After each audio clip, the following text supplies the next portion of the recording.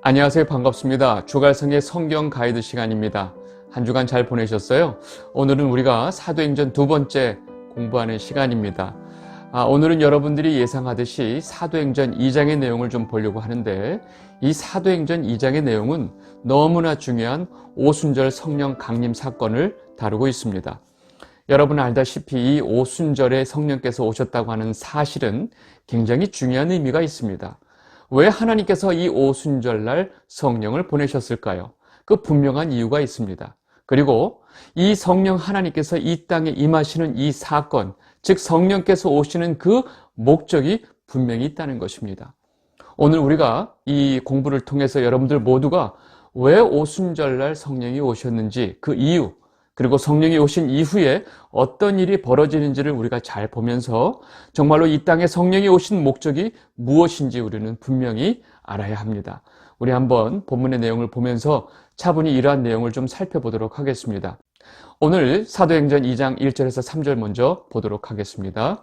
오순절 날이 이미 이름에 그들이 다 같이 한 곳에 모였더니 호련히 하늘로부터 급하고 강한 바람 같은 소리가 있어 그들이 앉은 온 집에 가득하며 마치 불의 혀처럼 갈라지는 것들이 그들에게 보여 각 사람 위에 하나씩 임하여 있더니. 여러분, 지금 오순절날 사도들과 제자들이 여러 사람들이 같이 다 모여 있는 상황입니다. 그런데 갑자기 하늘로부터 강한 바람 같은 소리가 집에 가득했다고 했습니다. 그리고 불의 혀처럼 갈라지는 것들이 각 사람에게 하나씩 임했다고 설명하고 있습니다. 여러분, 강한 바람 같은 소리였죠. 그 다음에 불의 혀처럼 갈라지는 어떤 것이지 불이 아니에요. 여러분, 뭐뭐 같이, 뭐뭐처럼 이런 말을 잘 이해하시면 좋을 것 같습니다. 여러분, 여기서 우리가 굉장히 중요한 사실이 있어요. 왜 오순절날 성령께서 오셨을까? 여러분, 오순절은 6월절로부터 50일째 되는 날을 말합니다. 다른 말로 칠칠절, 맥추절이라고 부르기도 합니다. 여러분, 이날은 이 밭에서 처음으로 추수한 것을 감사하는 날입니다. 여러분, 다시 말해서 오순절은 추수의 시작을 알림과 동시에 그 첫 수확을 감사하는 절기입니다. 다시 말해서 이 오순절에 성령이 오셨다고 하는 것은 이제 예수께서 이 땅에 오셔서 행하신 모든 사역이 끝나고 이제 부활 승천하셨죠. 그리고 그 이후에 예수의 사역이 이제 열매를 맺기 시작하는 그 시작을 알리는 것이 바로 이 오순절 성령 강림 사건이라는 것입니다. 그래서 하나님께서 구약 내내 말씀하신 그 약속하신 그 하나님의 영, 성령이 오순절날 오셨고, 이제 예루살렘에 예수님의 복음이 이제 전해지기 시작하면서 마침내 교회가 세워지게 되는 것입니다. 여러분, 오순절 성령 강림 사건은 예수님께서 내가 너에게 성령으로 세례를 줄 것이다 라고 하신 그 말씀의 성취가 되는 것입니다. 그리고 이 오순절 성령 강림 사건은 사실은 성경 전체에 흐르고 있는 이 구속사의 어떤 가장 중요한 한 획을 긋는 굉장히 중요한 사건이기도 합니다. 여러분, 제자들은 이렇게 성령이 임하시는 그 순간에 강한 바람 같은 소리를 들었고 불의 혀처럼 갈라지는 어떤 형상을 봤던 것입니다. 이렇게 제자들이 처음 성령을 경험할 때는 듣고 볼 수 있었습니다. 그리고 이 상황이 일어난 그 다음에 더 놀라운 일이 벌어집니다. 사도행전 2장 4절입니다. 그들이 다 성령의 충만함을 받고 성령이 말하게 하심을 따라 다른 언어들로 말하기를 시작하니라. 여러분, 이렇게 성령이 임한 상황에서 제자들이 갑자기 다른 지역, 다른 나라의 언어들을 말하기 시작한 것입니다. 갑자기 성령이 임한 제자들은 성령이 말하게 하심을 따라서 자신들의 의도와 전혀 상관없이 갑자기 이전에 이들이 알지도 못했고 말해본 적도 없는 다른 지역의 언어들을 말하기 시작한 것입니다. 여러분, 지금 이 순간에 오순절에 이 명절을 지키기 위해서 예루살렘에 각 지역에 살고 있었던 디아스포라 유대인들이 다 와 있는 상태입니다. 그런데 지금 예루살렘에서 자기들이 살고 있었던 그 지역, 외국의 그 지역의 언어를 지금 갑자기 이 사람들이 듣게 된 거예요. 그러니까 그들이 너무나 놀랐던 것입니다. 사도행전 2장 5절에서 6절입니다. 그때 경건한 유대인들이 천하 각국으로부터 와서 예루살렘에 머물러 있더니 이 소리가 나매 큰 무리가 모여 각각 자기의 방언으로 제자들이 말하는 것을 듣고 소동하여. 여러분, 지금 멀리 예루살렘에서 너무나 멀리 떨어져 있는 저 외국에서 살던 유대인이, 디아스포라 유대인이 지금 이 명절을 지키러 지금 예루살렘에 왔는데, 지금 여기서 자기가 지금 살고 있는 그 지역의 언어를 들으니까 얼마나 놀랬겠어요. 그래서 이 명절을 지키러 온 이 경건한 유대인들이 갑자기 이 갈릴리 촌놈들이 그 자기가 멀리 살고 있는 그 지역의 그 외국말을 너무나 유창하게 하는 것을 보고 다 눈이 휘둥그레진 것입니다. 사도행전 2장 7절에서 8절입니다. 다 놀라 신기하게 여겨 이르되 보라, 이 말하는 사람들이 다 갈릴리 사람이 아니냐? 우리가 우리 각 사람이 난 곳 방언으로 듣게 되는 것이 어찌 됨이냐? 여러분, 이 상황을 이해하셨죠? 지금 이 제자들이 갑자기 성령을 받고 그 입에서 나오는 모든 방언들은 그 예루살렘 외에 다른 외국 지역의 언어들이라는 것입니다. 그리고 지금 제자들에게 성령에 의해서 말하고 있는 그 언어들이 지금 어느 지역 언어들인지 그 다음 아주 구체적으로 그 지역까지 설명을 해주고 있습니다. 사도행전 2장 9절에서 11절입니다. 우리는 바데인과 메데인과 엘람인과 또 메소포타미아, 유대와 갑바도기아, 본도와 아시아, 부르기아와 밤빌리아, 애굽과 및 구레네에 가까운 리비아, 여러 지방에 사는 사람들과 로마로부터 온 나그네 곧 유대인과 유대인에 들어온 사람들과 그레데인과 아라비아인들이라. 우리가 다 우리의 각 언어로 하나님의 큰 일을 말함을 듣는도다 하고. 여러분, 지금 예루살렘에 모여있는 그 수많은 유대인들이 그 유대 나라에서 난 사람들이 아니고 그 외국 지역에서 다 나서 그 지역의 언어에 능통한 사람들이 지금 유대인이기 때문에 명절을 지키러 예루살렘에 와 있는 것입니다. 유대인이지만 사실은 외국 사람이죠. 지금 미국에 살고 있는 미국에서 태어난 한국 사람 같은 사람들이에요. 그런데 지금 이 갈릴리 사람들, 촌놈들이 자기가 살고 있었던 그 지역의 언어를 너무나 유창하게 지금 말을 하고 있으니까 이들이 놀라지 않을 수가 없었던 것입니다. 여러분, 여기서 굉장히 중요한 게 있습니다. 지금 이 제자들이 모여서 성령을 받고 지금 프랑스어, 독일어, 좀 이탈리아어, 저기 지금 중국어, 일본어 각 지역의 나라 말을 하고 있다고 생각을 해보세요. 그런데 도대체 지금 각 나라의 말로 이들이 도대체 무슨 말을 하고 있었느냐 하는 것입니다. 여러분, 그게 제일 중요합니다. 우리는 지금 이런 기이한 현상에만 집중하시면 안 되고 지금 이 성령에 의해서 말하게 하는 그 말이 무슨 내용인지를 우리는 분명히 알아야 됩니다. 여러분, 본문에서 이것을 분명히 말하고 있는데 지금 제자들이 각국의 나라의 말로 말하고 있는 것은 바로 하나님의 큰 일을 말하고 있었다는 것입니다. 여러분, 성경에서 그 다음에 구체적으로 이 하나님의 큰 일이 무엇인지 말하고 있지 않습니다. 그런데 우리는 너무나 쉽게 지금 성경이 말하고 있는 하나님의 큰 일이 무엇인지 우리는 분명히 알고 있다는 것입니다. 여러분, 이 사건 이후에 사람들이 너무 놀라니까 베드로가 지금 이 상황을 설명합니다. 여러 방법으로 지금 설명을 하고 있는데 그 설명 속에 지금 이 하나님의 큰 일이 무엇인지 분명히 나옵니다. 사도행전 2장 32절입니다.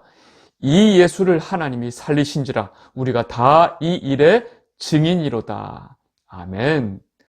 여러분, 지금 베드로가 하는 말을 보면 하나님의 큰 일은 바로 십자가에서 죽으신 예수 그리스도를 하나님께서 다시 살리신 일이 바로 하나님이 하신 큰 일이라는 것입니다. 하나님의 아들이신 예수 그리스도가 이 땅에 오셔서 고난을 당하시고 십자가에서 돌아가셨지만 하나님 아버지께서 그 예수를 다시 살리셨고 지금 제자들은 우리가 그 모든 일의 증인이다 라고 지금 말을 하고 있는 것입니다. 지금 각국의 언어로 많은 제자들이 그 말을 하고 있는 내용이 바로 이 내용이었던 것입니다. 여러분, 여기서 우리가 굉장히 중요한 사실을 알아야 됩니다. 지금 시기적으로 보면 지금 이 오순절 날은 예수님께서 고난을 당하신 지 불과 50일밖에 안 지난 시점이라는 것입니다. 여러분, 예수님께서 십자가에서 돌아가신 이후에 제자들의 모습이 어땠는지 여러분 분명히 기억하실 것입니다. 요한복음 20장 19절입니다. 이날 곧 안식 후 첫날 저녁 때에 제자들이 유대인들을 두려워하여 모인 곳에 문을 닫았더니 예수께서 오사 가운데 서서 이르시되 너에게 평강이 있을지어다. 여러분, 이 장면 잘 기억나시죠? 지금 제자들은 자신들이 목숨 걸고 따랐던 그 예수님께서 십자가에 돌아가시는 모습을 보고 난 다음에 몰래 도망와서 유대인들을 두려워하면서 그 자기네들 있는 곳에 문을 굳게 닫고 떨고 있었다는 것입니다. 여러분, 이것이 바로 예수님 돌아가신 이후의 제자들의 모습입니다. 그리고 그 가운데 예수님께서 나타나셔서 너에게 평강이 있을지어다 하고 이 부활하신 예수님을 제자들에게 보여주셨어요. 그런 다음에도 제자들은 결국 어떻게 되느냐? 다시 갈릴리 바다로 돌아가서 어부의 삶으로 돌아가는 것입니다. 요한복음 21장 3절, 시몬 베드로가 나는 물고기 잡으러 가노라 하니 그들이 우리도 함께 가겠다 하고 나가서 배에 올랐으나 그날 밤에 아무것도 잡지 못하였더니.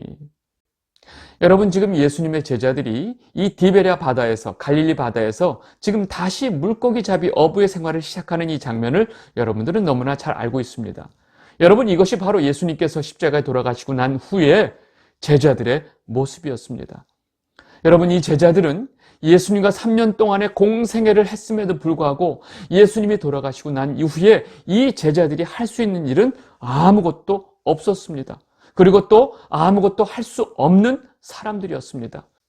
그래서 예수님께서 부활하시고 난 다음에 40일 동안 이들과 함께 머물면서 하나님 나라의 일을 다시 한번 알려주시고 가르쳐 주시고 마지막 승천하시기 전에는 너희들은 예루살렘에서 떠나지 말고 아버지께서 약속하신 것을 보내실 때까지 절대로 기다려라 라고 당부를 단단히 하신 것입니다.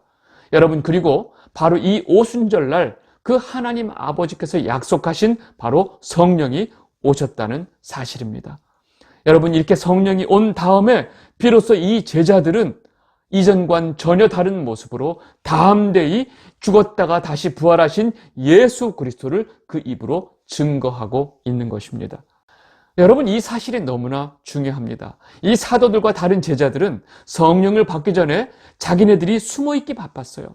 유대인들을 두려워하면서 숨어있기 바빴고 자신들이 무엇을 해야 될지도 전혀 몰랐던 사람들입니다. 그런데 성령을 받자마자 이들은 담대히 그 입에서 예수 그리스도의 부활을 증거하고 있는 것입니다. 하나님의 그 놀라운 큰 일을 그 입에서 뿜어내고 있는 것입니다. 여러분, 예루살렘에서 벌어진 이 엄청난 사건을 보고 있었던 유대인들이 이 상황을 이해할 수 있었을까요? 절대로 이해 못하죠. 그러니까 자신들이 이해가 안 되니까 이 상황을 자신들이 이해하는 말도 안 되는 상황으로 표현을 하는 것입니다. 그래서 지금 이 상황 속에서 이 제자들을 저들이 어떤 술에 취해서 지금 저러고 있구나 하면서 이 상황을 조롱하는 자들이 있었던 것입니다. 사도행전 2장 12절에서 13절입니다. 다 놀라며 당황하여 서로 이르되 이 어찌된 일이냐 하며 또 어떤 이들은 조롱하여 이르되 그들이 새술에 취하였다 하더라. 여러분, 사람들이 자신들이 이해할 수 없는 이 상황을 보면서 또 말도 안 되는 이런 반응을 보이니까 마침내 베드로가 그 유대인들을 향해서 일어나서 지금 벌어지고 있는 일들을 아주 정확하게 설명을 합니다. 사도행전 2장 14절에서 15절입니다. 베드로가 11사도와 함께 서서 소리를 높여 이르되 유대인들과 예루살렘에 사는 모든 사람들아, 이 일을 너희로 알게 할 것이니 내 말에 귀를 기울이라. 때가 제3시니 너희 생각과 같이 이 사람들이 취한 것이 아니라. 여러분, 지금 베드로가 말하고 있는 이 시점에, 지금 오순절날 성령이 임한 시점의 시각이 언제냐? 제3시라고 말합니다. 여러분, 제3시는 지금 시간으로 말하면 오전 9시입니다. 여러분, 오전 9시에 누가 술을 먹고 술에 취할 수 있을까요? 더군다나 유대인들에게 이 제3시 오전 9시는 아침 기도 시간입니다. 그리고 지금 특별히 오순절 또 특별 절기 기간이에요. 이런 절기 기간에 모든 유대인들은 오전 10시까지 금식을 하게 되어 있었습니다. 그런데 지금 이 오전 9시에 사람들이 술에 취했다고 말하는 것이 앞뒤가 안 맞는 것입니다. 그래서 지금 베드로가 너희들 지금 제3시인 거 모르느냐? 그런데 지금 너희들이 생각하는 것처럼 이 사람들이 술에 취했다는 게 말이 되느냐라고 지금 말을 하고 있는 것입니다. 그리고 이어서 베드로는 지금 이 벌어지는 이 모든 상황은 바로 요엘 선지자가 예언한 일들이 지금 성취되고 있는 것이다 라고 말을 합니다. 사도행전 2장 16절에서 21절입니다. 이는 곧 선지자 요엘을 통하여 말씀하신 것이니 일러스되 하나님이 말씀하시기를 말세에 내가 내 영을 모든 육체에 부어 주리니 너희의 자녀들은 예언할 것이요 너희들의 젊은이들은 환상을 보고 너희의 늙은이들은 꿈을 꾸리라. 그때 내가 내 영을 내 남종과 여종들에게 부어 주리니 그들이 예언할 것이요 또 내가 위로 하늘에서는 기사를 아래로 땅에서는 징조를 베풀리니 곧 피와 불과 연기로다. 주의 크고 영화로운 날이 이르기 전에 해가 변하여 어두워지고 달이 변하여 피가 되리라. 아멘. 여러분, 지금 제가 읽은 본문은 요엘이 아니고 지금 사도행전에서 베드로가 지금 요엘서를 인용해서 말하고 있는 부분입니다. 베드로는 지금 유대인들이라면 누구나 다 알고 있는 이 구약의 요엘서의 말씀을 인용하면서 그 요엘 선지자가 예언했던 하나님께서 약속하신 그 하나님의 영을 지금 우리가 받고 있는 것이라고 말을 하는 것입니다. 이어서 베드로는 너희들이 이방인의 손에 넘겨줘서 십자가에 죽게 한 그 예수가 바로 하나님께서 우리에게 보내신 메시아이시며 하나님께서 십자가에서 돌아가신 그 예수님을 다시 살리셨고 다시 부활하셨다는 사실을 지금 이 다윗의 시편을 인용하면서 다시 설명을 하고 있습니다. 사도행전 2장 23절에서 24절입니다. 그가 하나님께서 정하신 뜻과 미리 아신 대로 내준 바 되었거늘 너희가 법 없는 자들의 손을 빌려 못 박아 죽였으나 하나님께서 그를 사망의 고통에서 풀어 살리셨으니 이는 그가 사망에 매여 있을 수 없었음이라. 아멘. 여러분, 지금 이 말을 하면서 제가 지금 전체 너무 많아서 지금 성경 본문을 읽고 있지 않는데 여러분 보시면 앞에 이 다윗의 시편을 인용해서 쭉 시편을 이야기합니다. 그리고 이 다윗이 말하고 있는 것이 바로 지금 이 예수 그리스도를 설명하고 있는 것이다 라고 지금 말을 하고 있는 것입니다. 그래서 유대인들도 너무나 잘 알고 있는 이 다윗의 시편으로 지금 이 예수 그리스도의 부활을 증거하고 있는 것입니다. 사도행전 2장 30절에서 32절입니다. 그는 선지자라.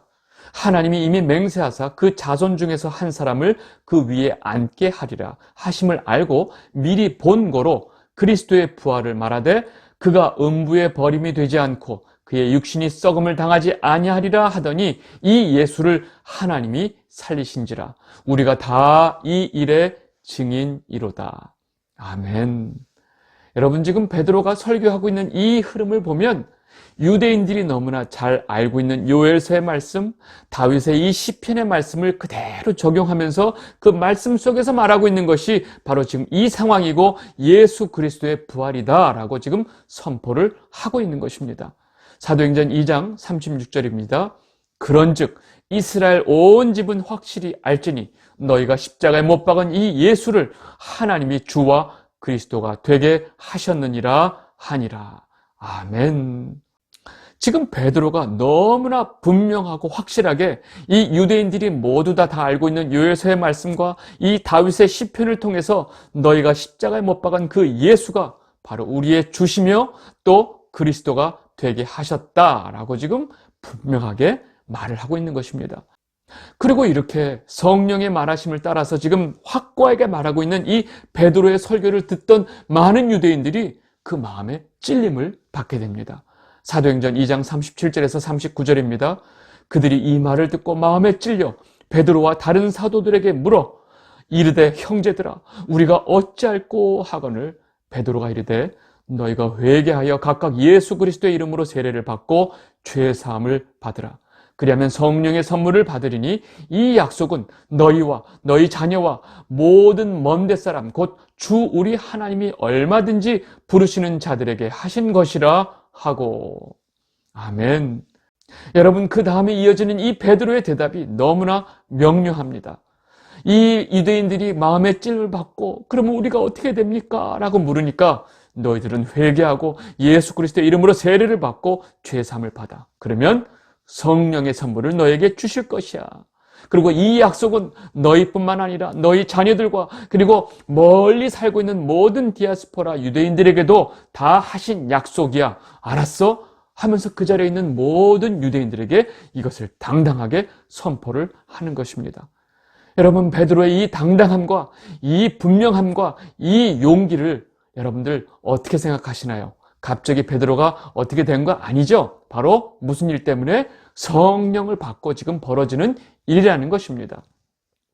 결국 베드로의 이 엄청난 복음의 선포로 인해서 그 자리에서 엄청난 사건이 벌어집니다. 사도행전 2장 40절에서 41절, 또 여러 말로 확증하며 권하여 이르되 너희가 이 패역한 세대에서 구원을 받으라 하니 그 말을 받은 사람들은 세례를 받음에 이 날의 신도의 수가 3,000이나 더하더라. 아멘. 여러분, 베드로는 이 성령을 받고 너무나 확실하게, 아주 분명하게 이 모든 사실을 지금 유대인들 앞에서 증거하고 있습니다. 지금 베드로가 전하고 있는 이 예수 그리스도의 부활의 증거는 너무나 한치의 망설임도 없이 너무나 확신에 찬 증거였습니다. 그리고 무엇보다도 성령에 의해서 전해졌기 때문에 그 자리에서 많은 사람들이 회개하고 세례를 받고 예수 그리스도를 영접한 사람이 3,000명이나 넘었다는 것입니다. 놀라운 일이죠. 여러분, 우리는 지금 이 오순절날 성령이 오신 이후에 어떤 일이 벌어졌는지 간단히 정리를 해야 됩니다. 대부분 우리는 성령께서 오셨을 때 그 벌어지는 현상에만 집중을 합니다. 그거는 집중할 일이 아니에요. 정말로 우리가 중요하게 봐야 될 것은 성령을 받고 난 이후에 제자들의 모습이 어떻게 변했는지, 그리고 또 어떤 일들이 벌어졌는지를 봐야 하는 것입니다. 두려움에 떨던 제자들이 성령을 받고 난 후에는 너무나 담대함을 가지고 유대인들에게 하나님의 큰일, 즉 예수 그리스도를 부활시키신 이 엄청난 사건을 전하고 있다는 사실입니다. 그리고 그렇게 담대함을 가지고 이 예수 그리스도의 부활을 증거했던 이 베드로의 설교로 인해서 많은 유대인들이 예수님을 영접하고 제자가 되었다는 사실입니다. 여러분, 이것이 바로 뭐예요? 바로 교회가 탄생한 것입니다. 여러분, 다시 말해서 이 오순절날 이 제자들의 부활의 증거를 통해서 열매를 수확하면서 바로 교회가 탄생이 된 것입니다. 여러분, 왜 오순절날 성령이 오셨다고 하는지 그 이유를 여러분들 분명히 아시겠죠. 그래서 예수님께서 제자들에게 너희가 성령을 받고 권능을 받게 되면 예루살렘과 온 유대와 사마리아와 저 땅끝까지 내 증인이 될 것이다 라고 말씀을 하신 것입니다. 그리고 지금 그 증인의 삶을 통해서 바로 오늘부터 열매를 얻게 되는 것입니다. 여러분, 여기서 우리가 굉장히 중요한 사실 한 가지를 분명히 짚고 넘어가야 합니다. 여러분, 이렇게 구속사에 너무나 중요한 오순절 성령 강림 사건은 절대로 반복될 수 없는 단회성 사건이라는 사실을 우리는 분명히 알아야 합니다. 예수님께서 다시 십자가에 달려 돌아가실 수 없는 것처럼 지금 이 오순절에 오신 이 성령의 강림 사건은 절대로 반복될 수 없는 한 번의 사건이라는 것입니다. 그러나 그 이후에 이 성령 강림하신 이후에 우리는 매 순간 이 성령의 역사를 경험할 수 있게 되었고, 누구든지 예수 그리스도를 믿고 영접하는 그 순간 그 사람은 성령의 세례를 받게 된 것입니다. 제가 왜 이 사실을 너무나 분명하게 강조하면서 말씀드리는 이유가 뭐냐?